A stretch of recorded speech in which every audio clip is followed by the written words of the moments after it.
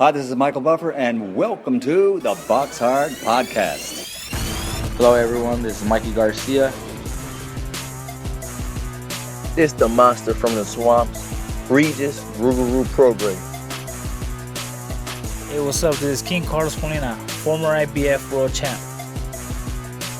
This is Michael, the Bounty Hunter, 2012 Olympian and your people's champ. This is Charlie Edwards, Flyweight champion of the world. This is Fast Eddie Chambers, and you're listening to the BoxHard Podcast with my main man, Joey Coastman. Hello everybody and welcome to episode 297 of the BoxHard Podcast. I'm your host Joey Coastman. I'm joined as ever by the former heavyweight world title challenger himself, my good friend, Mr. Fast Eddie Chambers. Eddie, how you doing, my man? I'm good, my brother. How are you? Always good when speaking with you. We're going to try to whiz through this show as quick as possible. We're going to start here with the review part as ever, but this time we're going to start in the Universum Gym in Hamburg, Germany. Over here, return to the ring for Felix Sturm. A win for him. He's now 42-5 with 3 draws. A unanimous decision win over 10 rounds against James Kraft, who was undefeated 19-0 with a draw, now 19-1 with a draw. This one was on Fight TV. They gave me a code to watch the fight for free, and I also was able to give away a code. They gave me an extra code to give away to one of my followers, so I did that. That was pretty cool. On the undercard as well, heavyweight Senad Gashi lost as well. He's now 21-4, a man that's been in there with a few bigger name guys. He lost to a guy that perhaps could be someone to look out for, Hussein Mohammed, who's now 17-0. That was for the vacant WBC International Silver Heavyweight title. Elsewhere on the undercard, Vincent Feigenbert's now 33-3. A KO for him in round 9 against the teak tough Nuhu Lawal, who's now 27-9. Interesting fight, really, because something was up with Feigenbert's throughout the fight. You could see that. He seemed to be in a lot of distress in the corner between rounds. His main cornerman was standing directly in front of him, blocking the grimace on his face from his opponent, or his opponent's corner, seeing the discomfort he was in. He looked like he wanted to quit every single time that a round had ended. Credit to him for getting the knockout, by the way. Lawal, like we know, is a tough guy. He doesn't normally get stopped. He did get him in the end. Moving out now to a card that took place in Mexico. Boy oh boy, I know that Ramon Alvarez was able to beat Omar Chavez. That was a fight that Ramon Alvarez, the brother of Canelo, was able to avenge that loss to Chavez from a few years ago. Chavez being one of the sons of Julio Cesar Chavez Sr. Julio Cesar Chavez Sr. himself was on the card. He fought in an exhibition against Hector Camacho Jr., but the disappointment on the card, Eddie, boy oh boy, Julio Cesar Chavez Jr. loses on points to Anderson Silva, 46 years of age. UFC vet who hadn't boxed for 16 years.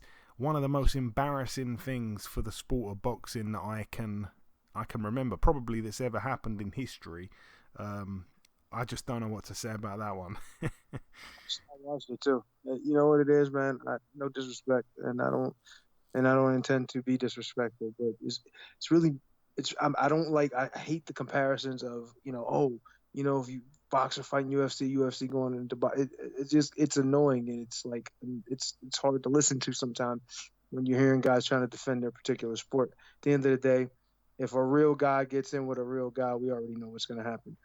I'm happy for Anderson Silva. Actually was one of my favorite MMA guys to followed over the years. I actually really like this style in MMA. Great striker, always really confident, good with his hands and feet. And he was good on the ground too. I mean, I really, really liked Anderson Silva. That was my favorite, probably all time. But as far as boxing is concerned, Chavez Jr. is supposed to be able to dominate him. No disrespect to him, even though he, was a good striker in MMA. He was still 1-1 as a pro fighter. You know what I mean? I'm not trying to say that he doesn't have skills or he doesn't know how to box. He's been in the gym for years. Of course he knows how to box. Of course he knows he needs to know how to box so he can, fare well on his feet in MMA. But that's different. Chavez Jr. is supposed to be able to take advantage of that. But I just don't think he takes it serious enough.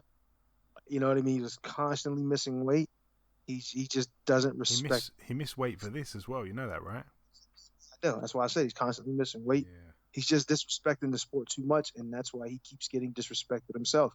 Every time he gets in there, he's looking like more and more like a puncher bag. And I never like to talk about fighters in a negative way. And I'm not saying this to down him. My thing is, I feel like he could probably have beat Anderson Silva if, a 46-year-old Silva, especially if he's taking this seriously.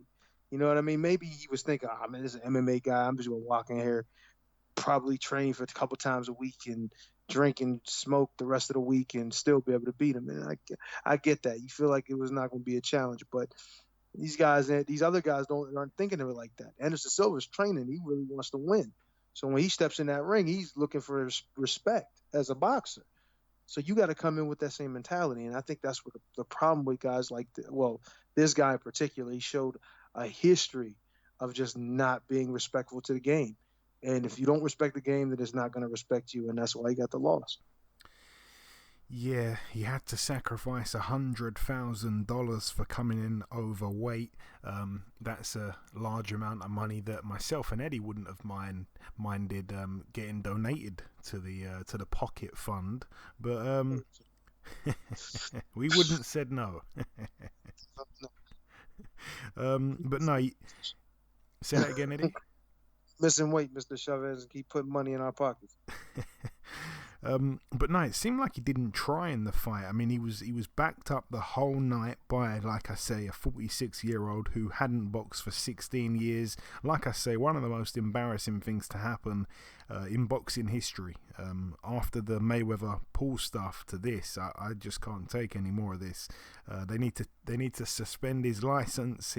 He's an embarrassment to boxing, to his country, and perhaps more importantly his father, who, by the way, saved the day by looking pretty good at about 60-something years of age, I think he is. Anyway, leaving that alone, thank God, let's move out now to the Doubletree Miami Mart Hotel in Florida, USA. Over here, the lady that was on last week's show, Melissa Odessa Parker. She's now 5-0.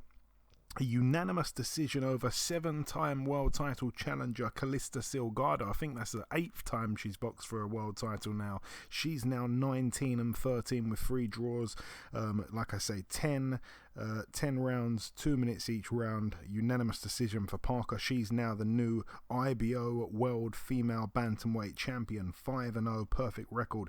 Moving out now to the Virgin Hotels, Las Vegas, Nevada. Over here, starting with the undercard, a good fight between Adam Lopez and Isaac Dogboe. Adam Lopez now 15-3, Isaac Dogboe now 22-2. A majority decision after 10 rounds. Very, very good fight. A really good fight actually. Probably going to get overlooked in terms of the weekend and this coming weekend because there are so many fights on, but definitely a fantastic fight. And I really thought that in the last 3 rounds, Dogboe was in huge trouble from Lopez. Lopez was all over him. Dogboe, I think, started the fight really well, and for me, definitely deserved to win the fight, but it was very close in the end. And yeah, Lopez is a very tough guy. Elsewhere on the card, Michaela Mayer moved to 15-0. That was a defense of her WBO super featherweight world title against Erica Farias, who's now 26-5. The main event, though, the monster himself, Naoya Inoue, now 21-0 with 18 KOs. Another early knockout for him. Round 3 against Michael Das Marinas, now 30-3 with a draw. It was for Inoue's WBA and IBF bantamweight world titles. He was destructive, man. That left hook to the body is brutal, and every time he threw it was with a lot of intent to do serious damage.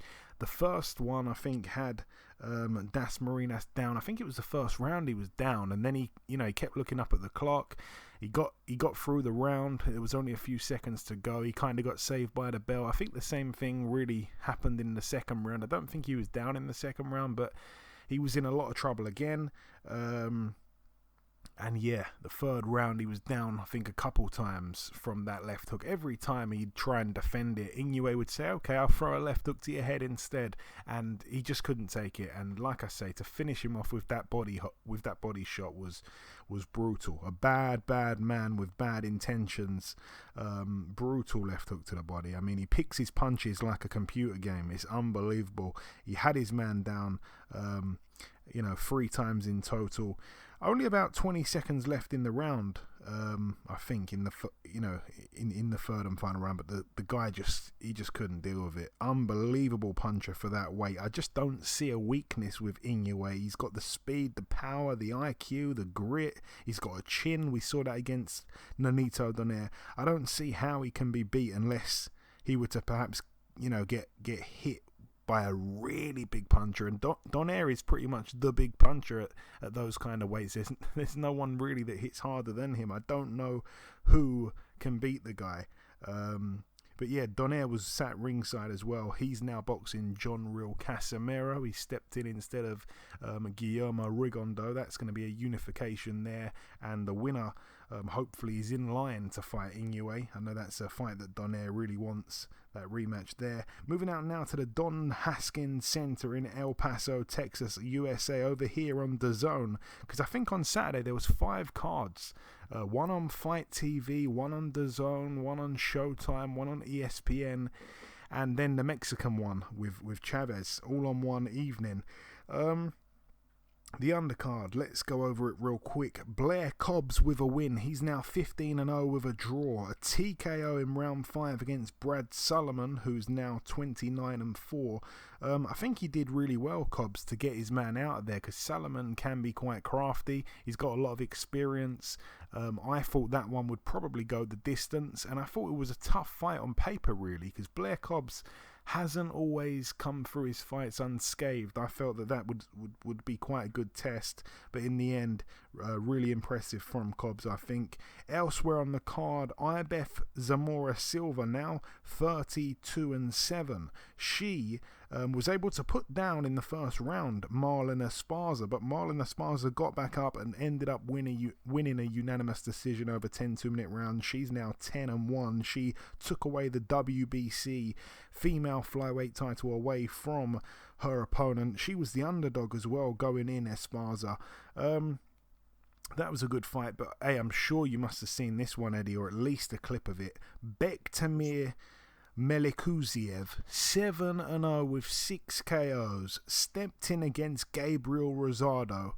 Boy, oh boy, for the WBA Continental America's super middleweight title and the vacant WBO International super middleweight title. Rosado down in the first round.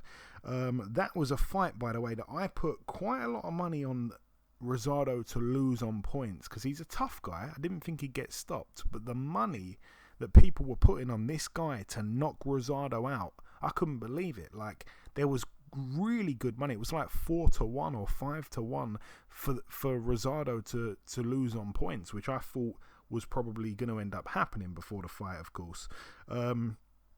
Like I say, down in the first round, every punch that Melikuziev threw was with bad intentions. The body shots were brutal, and straight away when Rosado took a knee in that first round, I thought, oh god, this is going to end badly.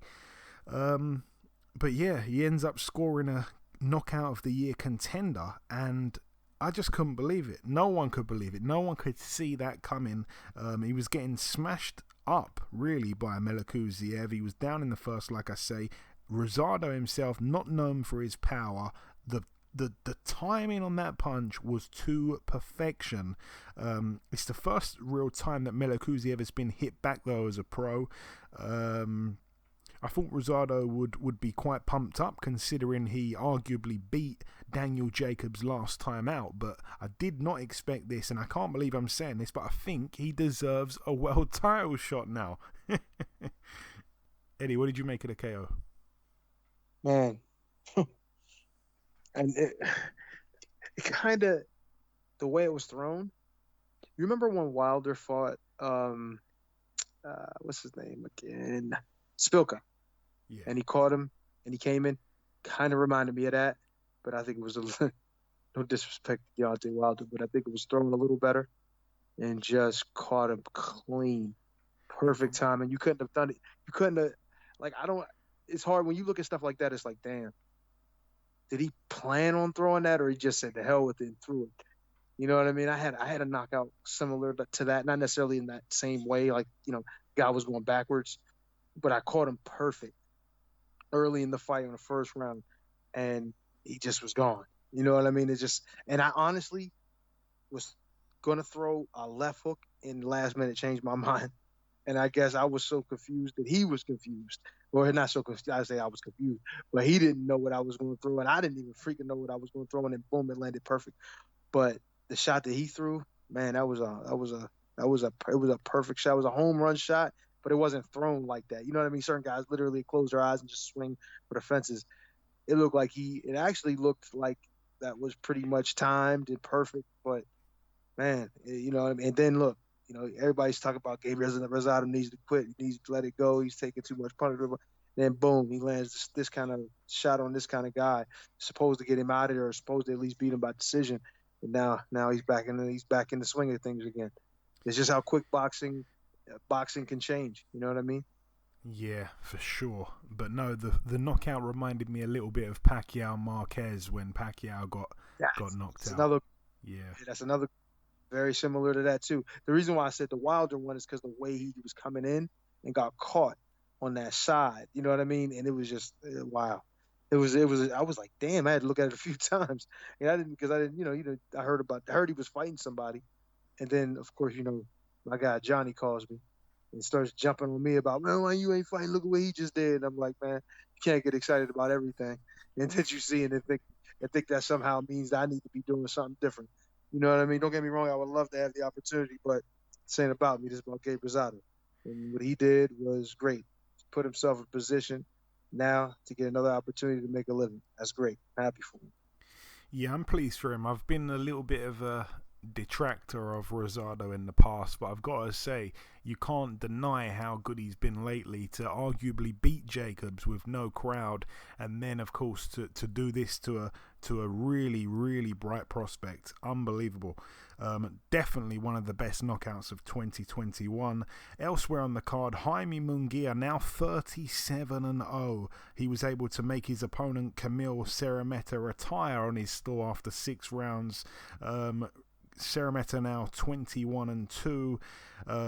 Munguia wanted, I guess, the knockout quicker than Golovkin. I think Golovkin got him out in round 7, but this time Serrameta didn't even want to come out for that round. A defense there for Munguia of his WBO Intercontinental Middleweight title. I felt that Munguia was really, really impressive. He made a bit of a statement. It has to be said, Serrameta only had 2 weeks' notice for the fight. I particularly like Munguia's stabbing jab to the body. It was a thing of beauty for me. He threw and landed every punch in the book on the gutsy Serrameta, and he just got beat down in the end. Like I say, retired on his stall, bit of a quit, but who cares? He was getting a beating, but I liked what I saw from Munguia. It seemed a little bit more educated than other outings that he's been involved in. Really, really, really impressed with that performance there. That's made me want to see a few big fights for him at middleweight, which he's now up at. Moving out now to the Toyota Center in Houston, Texas, USA. Over here on the undercard, a win for Miguel Flores, friend of the show, now 25-4. That was a split decision over 8 rounds. Wow, didn't know that, against a guy who was 15-17 with 4 draws. That's not a good look. Elsewhere on the card, Isaac Cruz Gonzalez, now 22-1 with a draw. A unanimous decision win for him over 10 against Francisco Vargas, now 27-3 with 2 draws. I thought there could be an upset there. Turns out it was wide in the end for Isaac Cruz Gonzalez. Elsewhere on the card, friend of the show, Angelo Leo. He bounced back from his loss to Stephen Fulton with a good win. He's now 21-1. It was a majority decision win over 10 against Aaron Alameda. Got to admit, I missed the fight. Aaron Alameda now 25-2. 2 losses in a row now for Alameda. 1 to Luis Nery, 1 here to Angelo Leo. No real shame in those losses. Both, world champions. And the main event, Jermall Charlo, now 32-0. A unanimous decision over 12 rounds against Juan Macias Montiel, now 22-5 with 2 draws. A defense there of Charlo's WBC Middleweight world title. I felt that Charlo was a little bit too patient early on. I think he did pick his shots well, though, I guess. He hurt Montiel. He had him ready to go. The bell saved Montiel a couple times when he was in trouble throughout the fight in the early rounds. It was kind of shocking, though, to see him let Montiel back in the fight and even start getting backed up late on in the fight. It didn't seem to me like the same Charlo that knocked out a Julian J-Rock Williams those years ago. Something didn't look right about Charlo. He was cut as well for the first time in his career. This guy was very basic, tough, and, supposedly a big puncher on paper, but it had me thinking, if this guy's power was really legit, this could be dangerous for Charlo. Some people saying it was a life and death fight. I've read that on Twitter. Absolutely not. He won every round, Charlo. But I had a sneaky suspicion it was going to go to points, and the odds on that were huge. I only put a small little stake on it, but I could see it coming for some reason. I don't know what it is. Charlo, I don't know what it is. I just thought, you know what? I don't think he's been getting many knockouts lately. I think it could go the distance, and it did. But yeah, I don't want to go in on him too much because I don't think it was that bad of a performance. But yeah, definitely, not as impressive. I'd like to see him against Munguia. Brilliant fight. I'd like to see him in with a Daniel Jacobs. Brilliant fight. I'd like to see him in with a Demetrius Andrade. Someone needs to fight that guy at some point. But yeah, that's it for that. The final thing for me to do, that is the end of the review part of the show. The final thing for me to do before we wrap up part 1 is to welcome our first guest on this week's podcast. Ladies and gentlemen, please welcome the fabulous Mexican flyweight contender. It is, of course, Miss Sulem Urbina. Sulem, welcome to the show. Hi, thank you for having me. I'm excited to be here with you. I'm absolutely excited to have you on as well. So, Sulem, tell me and my listeners just a little bit about your background, how you perhaps got into boxing in the first place for those that don't know. Well, I started boxing when I was just 10 years old. My 2 older brothers started attending a local boxing club, and little sister tagged along. I'm the only daughter of the family, so I have 4 brothers. And I always felt like I needed to prove that I was strong and like them, And so I tagged along and I fell in love with boxing. Unfortunately, it was short-lived because my mother, traditional Mexican mother, she said, you're not going to be boxing. This isn't for girls. You're going to stay home with me and help me with chores at home. So I only did like a couple of fights when I was a kid. And then at the age of 17, I actually started driving myself to a local boxing club and took it seriously competitive-wise. And, I had to do it for myself because nobody else would do it for me. And Sulem, you were born in Mexico, but you pretty much grew up in Phoenix, Arizona. How was that for you? Well, I was born in Hermosillo, Sonora. When I was 5 years old, my parents brought me here to the United States, and I grew up here in Phoenix, Arizona, undocumented. It's very hard growing up here without being able to do a lot of things because you don't have a citizenship. I couldn't go to any national tournament. My parents were always afraid to travel. We went through the whole thing here in Arizona with SB 1070, which was racial profiling and deporting a lot of families here in Arizona. And it was scary, Luckily, I was pretty good in boxing. I was able to leave the country and, come back with a sports visa and enter the United States legally. And now I'm actually here legally. So it's been a tough road being undocumented, but it was all worth it. Absolutely. Excellent story. And you've been a pro now for almost 5 years, which I was pretty surprised about when I learned that. You've not been that active during that time. What's been the reason behind the kind of stop-start? Well, I turned pro and I debuted under Sanford Promotions. They kept me as busy as they could, but I was never happy. It wasn't enough for me. And then once our contract ended in 2018, I believe it was 2019 actually. Our contract ended and I decided not to sign again. And I was without a promoter for quite some time. So, Golden Boy came around and messaged me about, fighting with them. And it's been, I've been blessed to have a great promoter have my back, and sometimes it's just really difficult, not only for female fighters but for fighters everywhere, just to get fights. Some of us don't have those big platforms or those big backgrounds, and I just have to keep on digging and working on it. And now I'm doing well. I'm working under the Golden Boy banner, and I feel blessed. Yeah, no, it is going very well. It seems that way from the outside looking in. You've risen up through the ranks. Your, I guess, big fight. Your first big fight, I should say, was that one back in October against Marlen Esparza. Esparza was an old rival of yours from the amateurs, of course. Tell me about that fight back in October briefly, which was, of course, the last time we seen you in a pro ring. Well, I fought in February, and then the pandemic hit, and everything was just, you didn't know what was going to happen. One day I received a call. Marlen and I were actually supposed to fight later on, not so soon, but the opportunity came. Golden Boy wanted to make a solid comeback with a solid card, and so the fight was offered, and I took it, I lost. I got outboxed, outsmarted in the ring. I learned a lot. I own up to my loss. I know a lot of things that I did wrong in that fight. And, you can say that I've grown from it. I've learned a lot from it, and it made me a better boxer. So I can't wait to get back into the ring and show everybody that, I'm coming back stronger and I've improved. Yeah, and there's no shame as well in losing to Esparza, who I think is one of the top female fighters right now. I want to ask you this as well, Sulem. When you spar, do you mainly spar with other girls, or do you spar the guys mostly?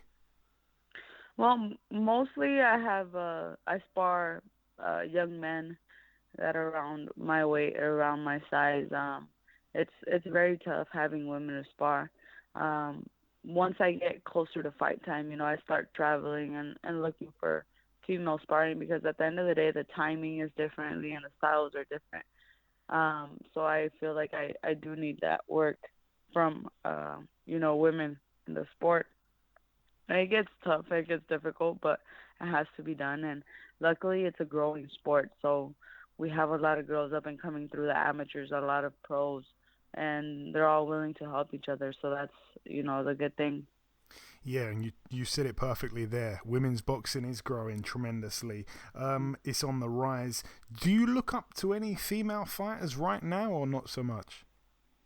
Of course. I mean, I'm a big advocate in supporting other women. Katie Taylor is one of my favorites. Amanda Serrano, I hope that fight happens someday.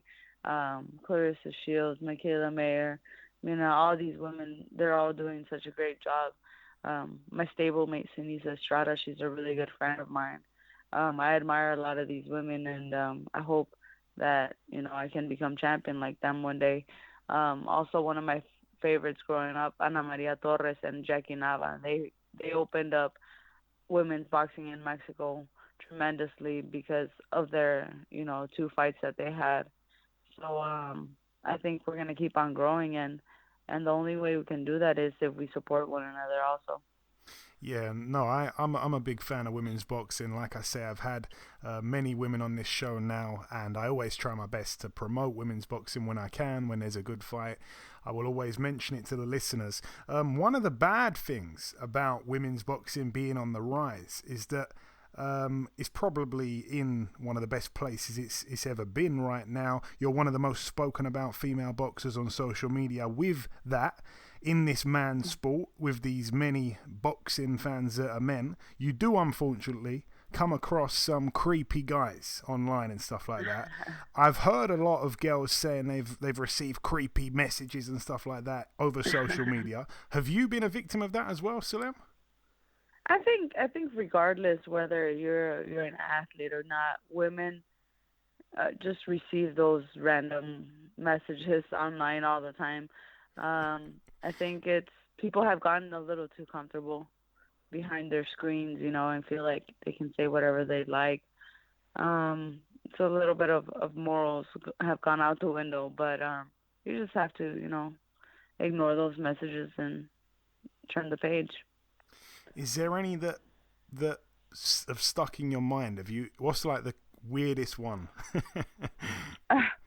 Actually, yesterday I received one of somebody who I have no clue who it is, who has me blocked, and it said, "Tell her that I know she talks a lot of crap about me and this and that, and that I hate her." And I'm like, who? Tell who? And who are you? Like, I'm really, really confused. Oh gosh.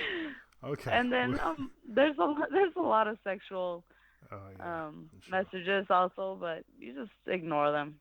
Yeah, no, absolutely.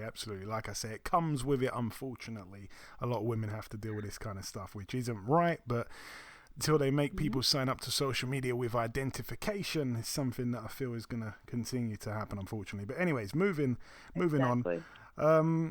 Your upcoming fight is set for July 9th in California as part of that Ramirez-Barrera undercard. You'll be challenging for the WBA Flyweight World title against the reigning champion, who's also a 5-weight world champion, Naoka Fujioka. Tell me what you know about this lady and her impressive achievements, it has to be said. Well, like you said, she's 5-time world champion. She's been around for a long time. She's fought anybody and anywhere.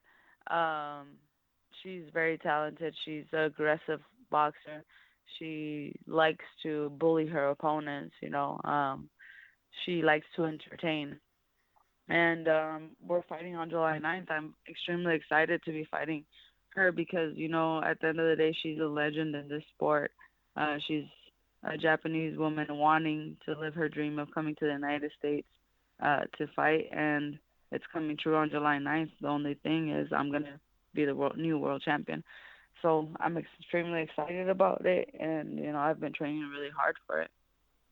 And my next question, I'm going to put you on the spot a tiny bit here, but we like to ask this question to everyone we speak to from overseas, Sulem, so you can't escape it. Who springs to mind when I ask, who's your favourite UK fighter? It can be male or female, it can be absolutely any era. You tell me, who springs to mind when I ask you that question? There's so many greats. I don't know. I mean, I think Ricky Hatton. Ricky Hatton, he's just great, and the fan base that he brought with him, and the time that he was around, I believe boxing was at a very high point. I also love Terry Harper. She's one that's doing great work right now. She's Eddie Hearn is moving her the right way, and I hope that she recovers well. And I want to see her in those big fights unifying the division. She's hungry for it. There's quite a few, but those are the two that come to the top of my head right away. No, absolutely. Two fantastic names. Terry Harper getting a mention as well is something I'm on board with. And just finally, Sulem, before we wrap it up, I just want to throw the microphone over to you, so to speak. If you've got any closing words, I'm sure you get a lot of support and stuff like that from the UK. If you've got a closing message to your fans in the UK, also give them your social media handles. If anyone isn't following at the minute, they can follow. And also merchandise. If merchandise can be bought and sent to the UK, give us the details on that as well. Well, first off, to all my fans in the UK, thank you so much. I truly appreciate all of you. I'm just a Mexican girl trying to make it in boxing, and I appreciate every single one of you. I appreciate everyone that supports women in the ring, and we're going to keep on working to improve it, become world champions. As far as my social media handles, I just keep it simple, at Sulem Urbina. And for merchandise, actually, we're working on something and releasing something in my website at sulemurbina.com. It isn't quite ready, but it will be soon. And, of course, we can always work something out to mail to the UK. Excellent stuff. Well, there we go. Like I say, if you're not already following Sulem, it is Sulem Urbina across all platforms. That is SULEM URBINA. And again, you can go on sulemurbina.com where you can find merchandise soon. Wait for that. It will be fantastic. I think I've seen a couple of little pictures of what it's going to look like, and that already excites me. But listen, Sulem, it's been a real pleasure speaking with you. Thank you so much for your time, and I hope that the next time we speak on the phone, you've got a nice new shiny belt around your waist. Oh, thank you. Thank you so much. Hope to speak to you soon. And like you said, hopefully you're speaking to a world champion that time. Okay, now it's time for part 2 on this week's show. This part, of course, the news part of the show. I'm going to start here with a piece of news that broke last week, just after we put the show out. Oscar Valdez has signed a new multi-fight contract with Top Rank. It looks like his future will be with them. I like that partnership anyway, so I wish him all the best. Good guy is Oscar Valdez, who of course is coming off that excellent win last time out. The unbeaten interim WBA super featherweight champion Chris Colbert, he takes on the hard-hitting Tugstot Niambia. That's the guy that lost to Gary Russell Jr. He's a good fighter, though. That one's going to be Saturday, July the 3rd. I think it was supposed to be Gamboa originally, but he's pulled out and in steps this guy here. Moving on to the preview part of the show now, let's start at the Bolton Whites Hotel. It's going to be tomorrow evening, Friday, June 25th. Over here on the undercard, we have Inder Bassi, 2-1. He's in a 4-rounder against Chris Adaway, 10-70 with 4 draws. Gary Cully, 12-0 in a big step up, really, against Virial Simeon, who has a record of 22-5, doesn't really win when he steps up in level. You know, he's lost to the likes of Shakur Stevenson, Lee Selby, and a few others off the top of my head. I think he also boxed Scott Quigg, if I'm not mistaken, but he loses a lot of the time when he steps up. However, Gary Cully hasn't yet proved he's on that level, so that's a good fight. I'm looking forward to that one. A brilliant light heavyweight domestic dust-up between Hosea Burton, 25-2, in a 10-rounder against Liam Conroy, 18-6 with a draw. Elsewhere on the card, quite a poor fight, to be honest, between Paul Butler, former world champion, 32-2. It's for the vacant WBO International Bantamweight title against Willie Baldo, Garcia Perez, who boasts a record of 12-4 with a draw. I think it might be a late replacement, a Mexican fighter here. Honestly, it is not the kind of level that Paul Butler should be in with. I think he knows that himself. I had him on the show and I said, you know, what's really been going on? You haven't boxed at the top level for a long time, and I've got a count now. This will be his first, second, third, fourth, fifth, sixth, seventh fight since losing to Emmanuel Rodriguez back in May of 2018. It's been a slow 3 years for Paul Butler. Looks like his best days could perhaps be behind him. And return to the ring for former world title challenger Jay Harris, 18-1 in a 12-rounder against Ricardo Sandoval, who has an identical record, 18-1.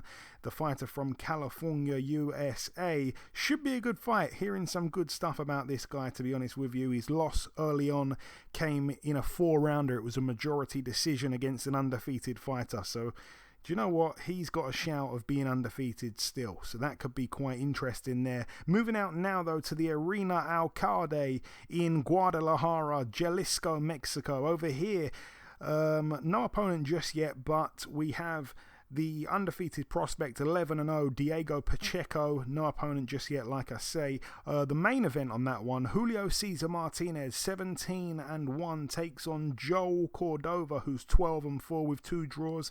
That's over 12 rounds there for the WBC Flyweight World Title. You know, it's a Eddie Hearn and Canelo fight card, this one on DAZN. It's the first of their, I think, 3 or 4 fight nights that they're going to be putting on. But to be honest with you, this is quite a poor card, to be frank. Joel Cordova, I don't see anything he can do to cause any problems there to Martinez.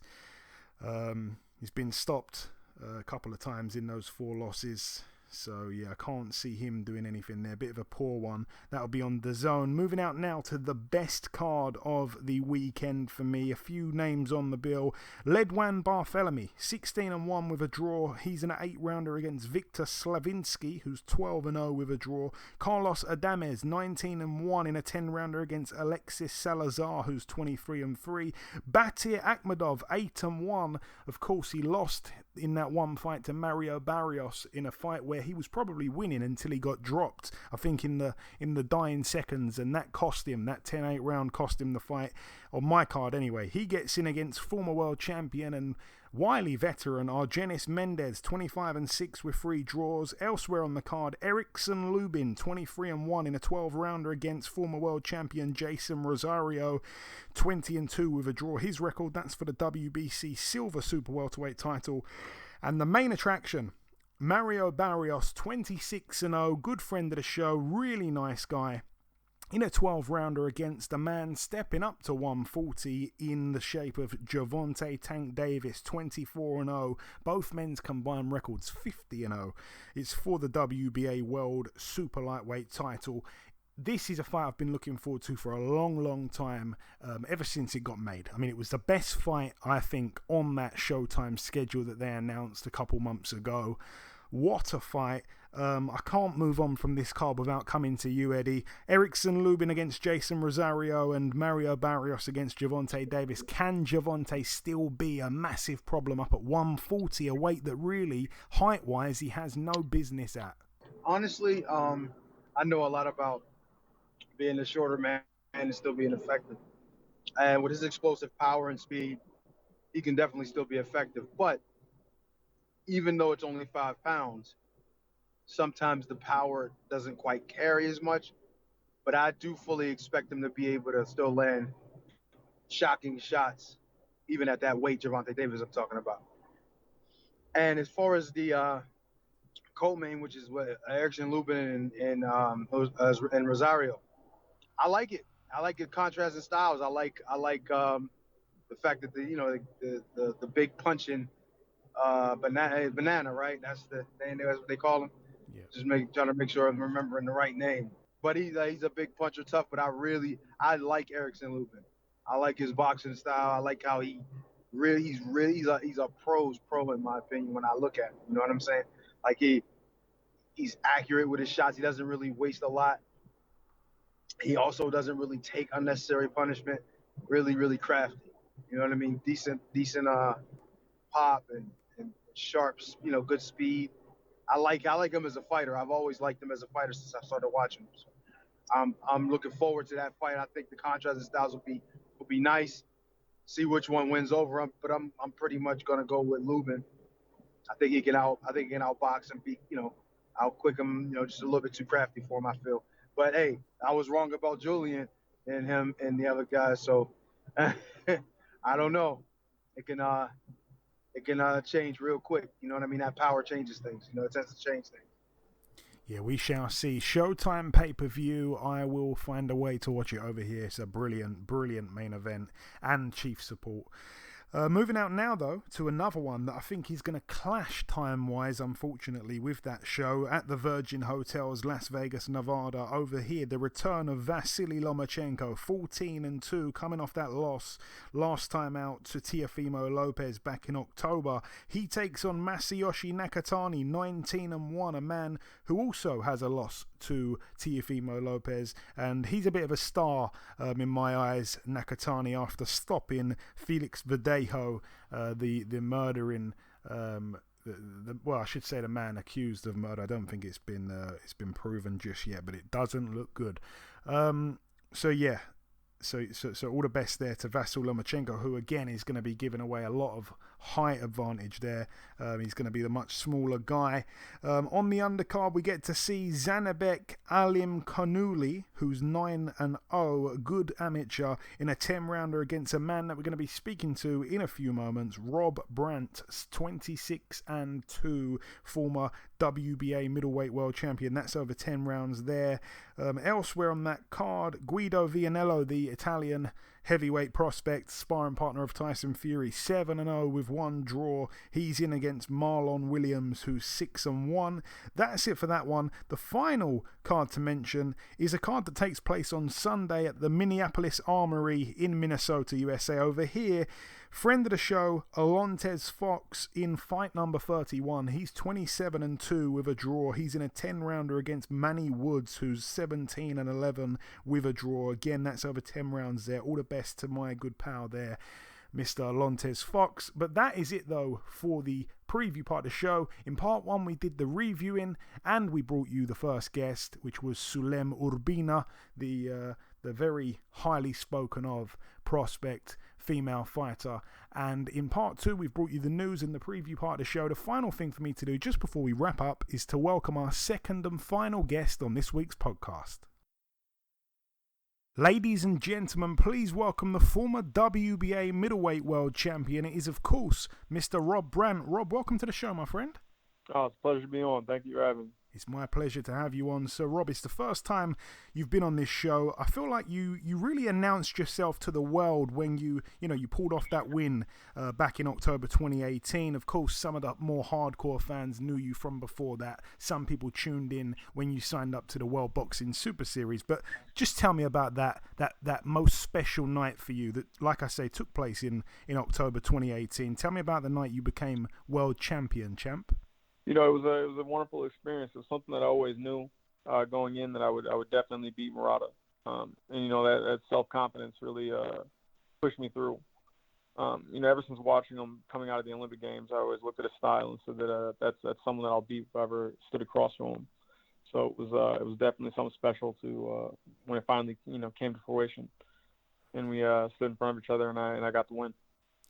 And when you boxed as an amateur, Rob, you boxed and beat a hell of a lot of good fighters. When you turned pro, though, I don't feel like you had that buzz around you that your amateur career should have projected onto your pro career. I feel like you took the difficult road. It took a long time for people to start getting behind you worldwide. Is that fair to say? You didn't really have it easy early on, Rob? You know, I was, I credit myself on the hard work that we had to put in. You know, I wasn't a front runner coming out of the amateurs, which, it doesn't bother me at all. But, going forward, I just knew that, I had to earn my spot in the sport, which is something that I stand behind today. That, boxing is a very "what have you done for me lately" sport. So you have to continue to prove your worth in the game, which brings me to this upcoming Saturday night, which is, you gotta prove why you should still be on the top level. And yeah, you mentioned it there. The fight's locked in for this weekend against the undefeated Zhanibek Alimkhanuly, I think it said. Could be saying that completely you're doing wrong. better than I am at pronouncing that one. But what do you know about this guy in front of you here, Rob? Obviously a tough fighter, a good amateur like yourself.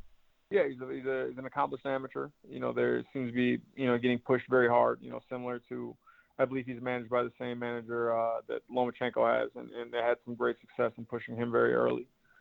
So I think that it's definitely, there's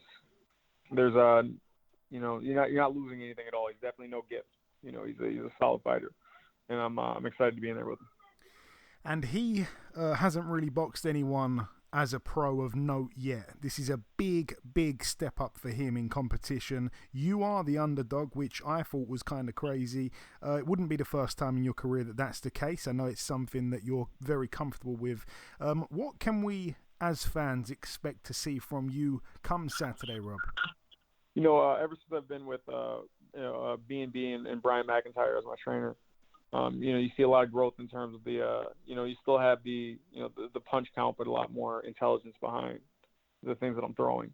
So, you get to see more boxing at the top level, and reason why that I earned my spot to be in one of the top middleweights. Yeah, and I really like what they're doing in that gym. Obviously, with Terence Crawford, it speaks for itself. But the way Jamel Herring, for example, has improved and come on leaps and bounds, improvement-wise, it's amazing to see. Obviously, you've joined that camp now. Everything's looking good. I like what they're doing with Maurice Hooker, even though he wasn't fortunate last time out. I still like the way he fought for those rounds against Virgil Ortiz. So I love what they're doing in the gym. Huge respect to Bomac and Red. What is the goal for you now moving forward, Rob? I'm guessing it's to regain a world title of some sort. Is there a plan in place to achieve this? I'm sure that Bomac has a plan for all that, but I'm a fight-by-fight type of athlete. None of those plans happen unless you win on what you have in front of you. So I'm just fully focused on Zhanibek right now. But of course the plan is always to regain the title. That's what I want. That's what we're going for. And that's what we're doing this for. But none of that happens unless I win on Saturday.